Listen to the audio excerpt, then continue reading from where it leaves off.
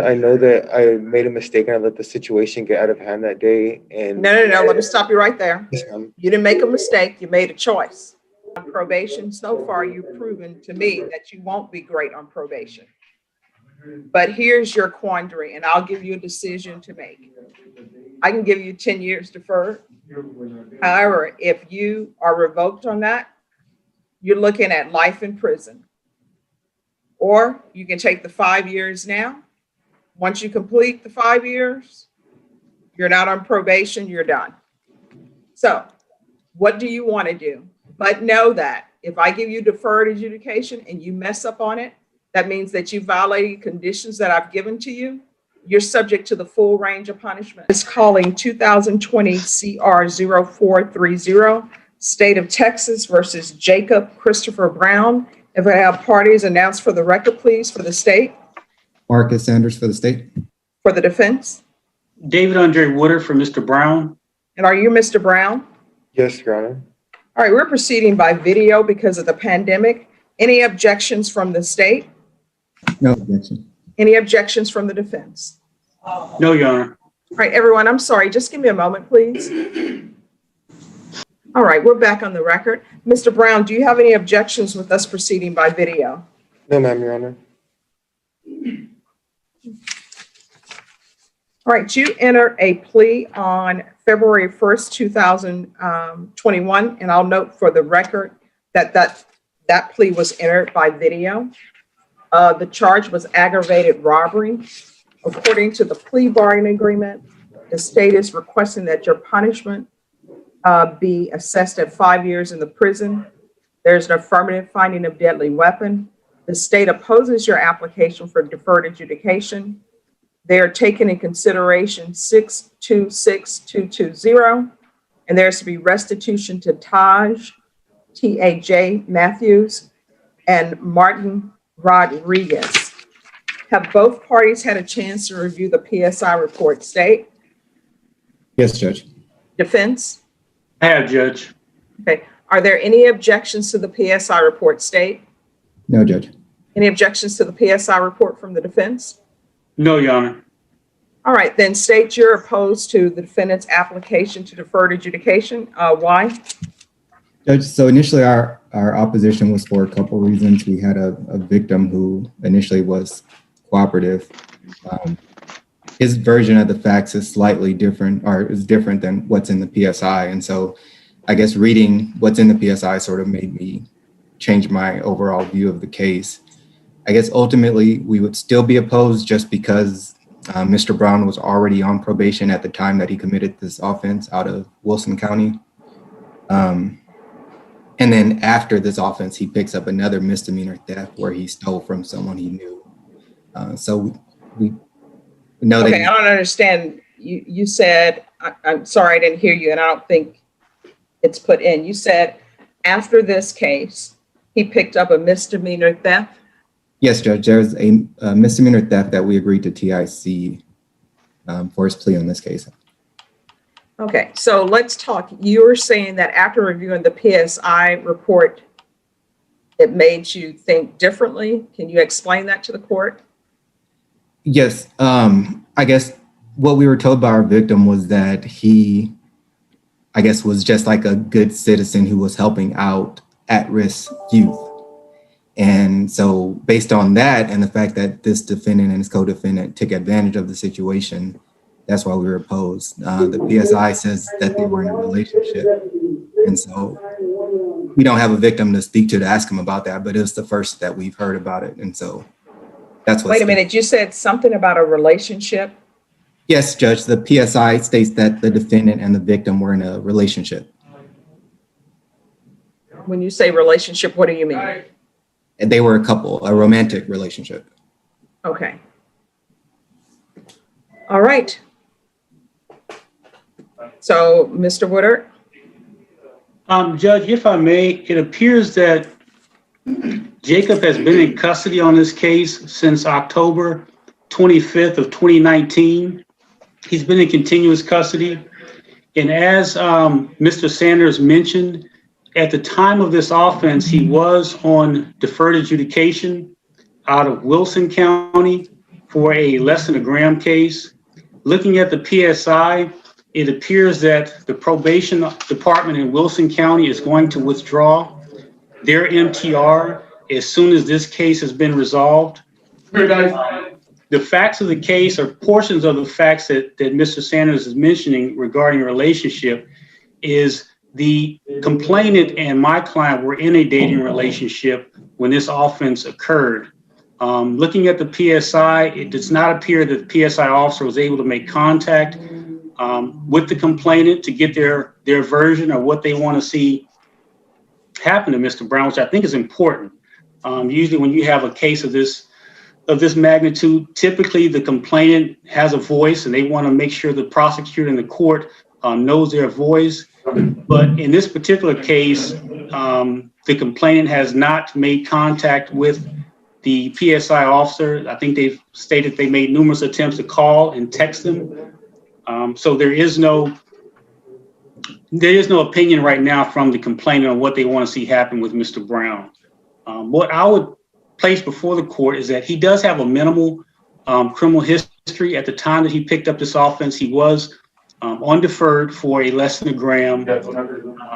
And then he also has a misdemeanor theft case, which Mr. Sanders is going to TIC in consideration for this plea. But aside from that, this is the only thing he has going is this aggravated robbery, which he has taken responsibility for in terms of his plea. Looking at the TAP evaluation, Mr. Brown has dealt with some substance abuse issues with alcohol and also with methamphetamine. The TAP evaluation is recommending inpatient treatment.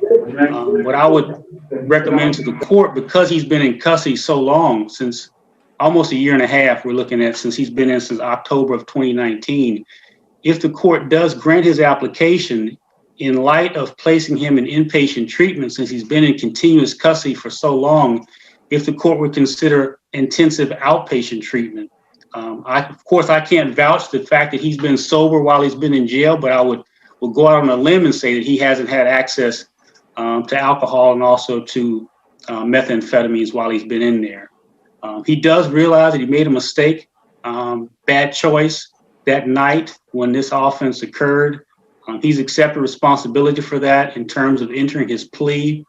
And we're just asking the court to consider his application and grant his application. Okay, so here's my question. What does the fact that he was in a romantic relationship with the complainant have to do with this case? Well, I think it somewhat changed. I think it changed the facts of what that complainant initially told to Mr. Sanders when they were evaluating the case. The complainant alleges that they were not in a relationship. He was just trying to help Mr. Brown and the co-defendant out. And that's, in my opinion, in my evaluation of the case, that was never the facts. It appears that Mr. Brown and the complainant were in a relationship and things got out of hand that night. They were going to a motel to spend the night and things got out of hand that night in that vehicle. And the facts speak for themselves. An aggravated robbery happened, but it wasn't a stranger on stranger type of case.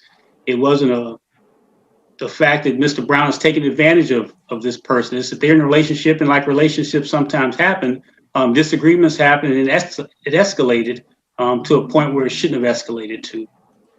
Okay, because I don't think anybody on this screen, and when I say anybody, I mean defense attorneys and prosecutors who have had relationships escalate to an aggravated robbery. So I'm trying to wrap my mind around how the fact that they were in a romantic relationship, how that translates to him, to the fact that you feel he should receive deferred adjudication. And Judge, the reason I'm asking for deferred adjudication primarily is because he has a limited criminal history. He has no violent criminal history at all. The only prior case that he has is a less than a gram, and then of course he has a misdemeanor theft case. So it's not like he has a history of assaults, a history of criminal mischief, history of any type of violence. In my dealing with Mr. Brown, and I can only vouch for our relationship that I've had as an attorney with him. He doesn't strike me as a violent type of person. He does admit in the PSI that he was under the influence. And of course, some people who are under the influence behave differently than they normally would. And I think that exacerbated what happened, him being under the influence of alcohol and substances at that time. I think the relationship fact is, I mean, people behave differently in relationships. No, I haven't escalated to the point where I've committed an aggravated robbery, but other people behave differently in relationships and also when they're under the influence of drugs. And I think that's what happened with Mr. Brown. All right. And state, have you had any contact whatsoever with the complainant in this case? We did initially, Judge. He was really responsive. His stance on it was that he wanted prison because of the version that we were told that he was trying to help the defendant out and they took advantage of him and robbed him. We informed him that a plea was approaching on this case and the co-defendant's case, and then that was the last that we heard of him. We've tried on multiple occasions, at least 3 or 4 different times, to call and text and haven't heard any response. All right, Mr. Brown, is there anything you wish to say? I would just like to say that I know that Just 1 second. I'm sorry. You can raise your right hand for me, please. Do you solemnly swear or affirm the testimony you give will be the truth and nothing but the truth, so help you God? Yes, ma'am. All right, so you can lower your hand. Defense, would you like to ask him any questions? Well, I guess the only question I would have is, Mr. Brown, I know the judge asked, did you have anything that you wanted to add to what I've said and also what Mr. Sanders has said? Is there anything you want to add to the court to let them know about this incident, about what you want to happen regarding your application for deferred adjudication? Just that I know that I made a mistake and I let the situation get out of hand that day. And No. Let me stop you right there. yes, ma'am. You didn't make a mistake. You made a choice. Yes, ma'am. I know I made a wrong decision, the choice to do something that I shouldn't have, and I just hope that the court will take into account that I have never done this before, and I just don't want the rest of my life to be a product of one bad choice that I made, and that I can be a productive member of society if I'm just given a second chance. That's all, Your Honor. All right, any questions from the state? No, Judge. All right, I'll hear argument. Judge, ultimately our stance is we're still asking that you deny his application. He's been given a second chance. He was on probation out of Wilson County, and he still committed new offenses. And so we don't think that he would be a candidate for probation. All right, defense, any other argument? No, Judge, not aside from the arguments that I've already presented before the court, but I would like the court to strongly consider how long he's been in custody as part of his punishment on this type of offense. He's been in since October 25th of 2019. I do believe he can be a productive member of our society. Of course, if he gets a felony conviction of this type, it's an uphill battle. It's already an uphill battle because he already has the probation case in Wilson County. Then he'll have, if the court does grant his application here, he'll have another felony case that he's dealing with. But we're just asking the court to strongly consider that application. And also the facts of the case. I don't believe, and I don't want to misspeak, but I don't believe the complainant received any types of injuries. I don't think that he was actually injured during the aggravated robbery. I would like the court to consider that also.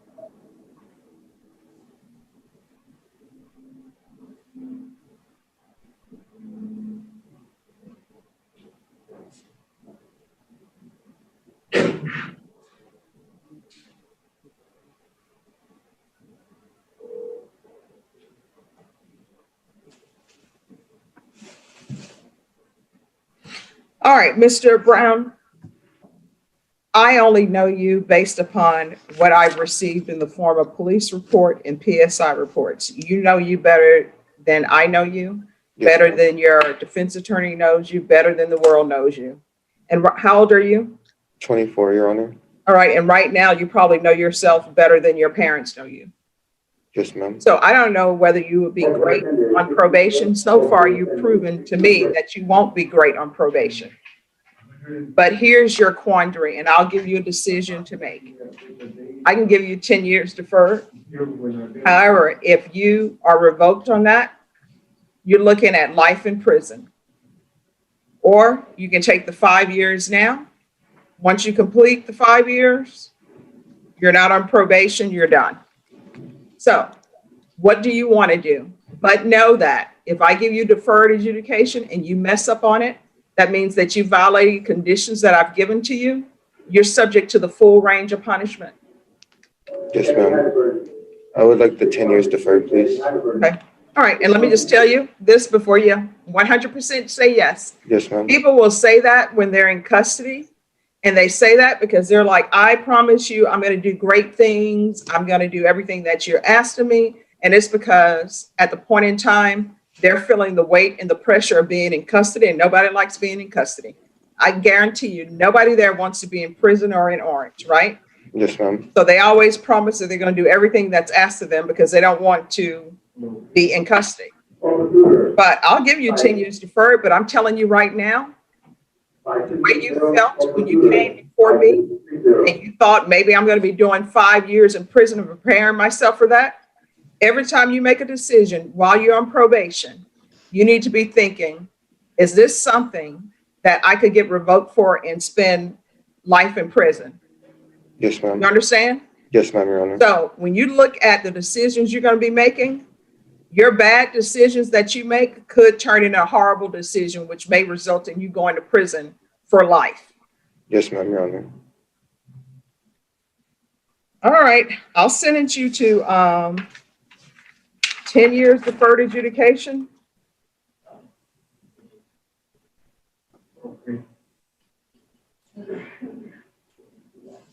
There's an affirmative finding of deadly weapon.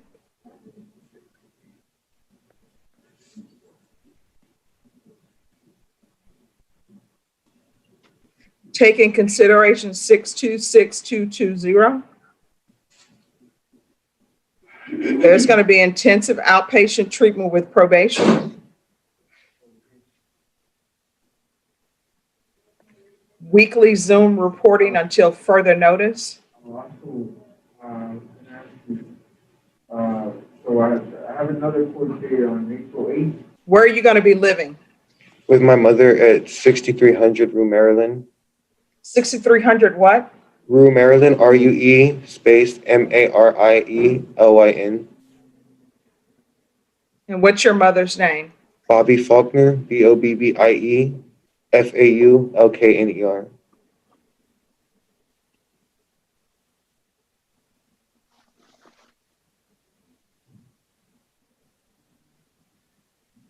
Defendant to reside at 6300 Rue Marion Lane with Bobby Faulkner.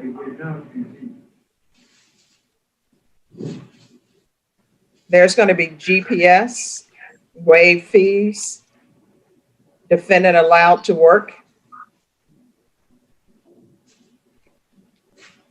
I'm going to want field visits. How far did you go in school? To the 9th grade. Why do you only have a 9th grade education? We moved around a lot growing up, and so I was put in homeschool, and then I just never completed it. There's going to be 250 hours of community service restitution. That'll be waived if he obtains GED or trade school certification. And the court is going to require you to obtain your GED or some sort of trade certification.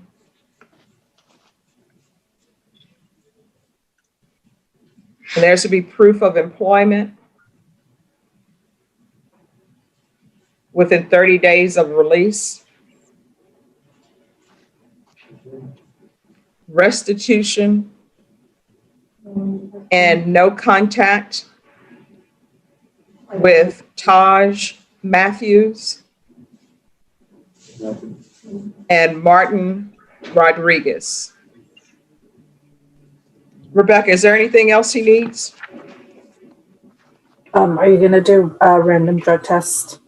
Yes, random UAs. And Judge, the other co-defendant, I would ask that a no contact be put in for Yes, and who is the co-defendant? Julian Barrios, Berrios. All right, and there's to be no contact with Julianne Barrios. And there's to be no employment with vulnerable persons. That means that you can't be a home health care provider. You cannot be babysit children or anything like that. Do you understand? Yes, ma'am, Your Honor.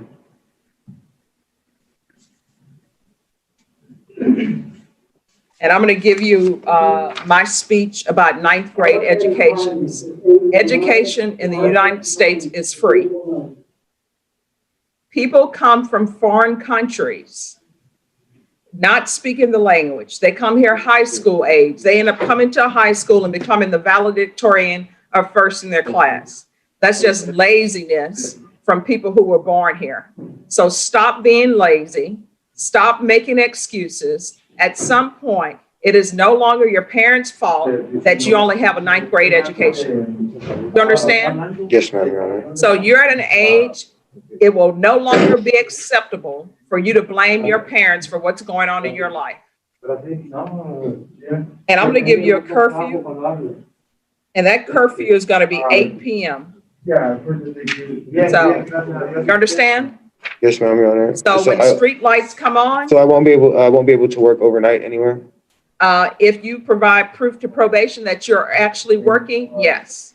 Okay, and if. But for now, Yes, ma'am. 8 p.m. is your curfew. When you had better be in that house before the street lights come on. And You if my- understand? If my address changes for any reason, I just let my probation officer know that? Yep. See, look at you. You're already trying to, No, I just want to make sure that I have it so I don't violate my probation for any Yeah. reason. well, and let me just tell you another thing. You're living with your mom. Yes, ma'am.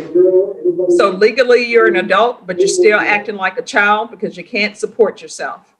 So whatever your mom says in that house goes. Yes, ma'am. Keep your room clean. Help her around the house. Wash dishes. Try to figure out some way to earn your keep. You understand? Yes, ma'am. I'm showing you a document entitled Trial Court Certification of Defendant's Rights to Appeal. Did you review that document with your attorney? Did you understand it, and did you electronically sign it? Yes, ma'am, Your Honor. Because this is a plea bargain agreement, because I followed your plea bargain agreement, and because you waived your right to appeal, you do not have the court's permission to appeal. Do you understand? Yes, ma'am, Your Honor. All right, good luck to you. I'm going to send you to a breakout room. Probation will go over conditions with you. Thank you. And Mr. Woodard, I'm going to send you to a breakout room with your client. To breakout room number 5, and probation will meet you there. Just one moment. And everyone, give me a moment, please. The hearing begins with Judge Stephanie Boyd calling the case of State of Texas versus Jacob Christopher Brown for aggravated robbery. Parties announce themselves and all agree to proceed via video due to the pandemic. Brown confirms no objections.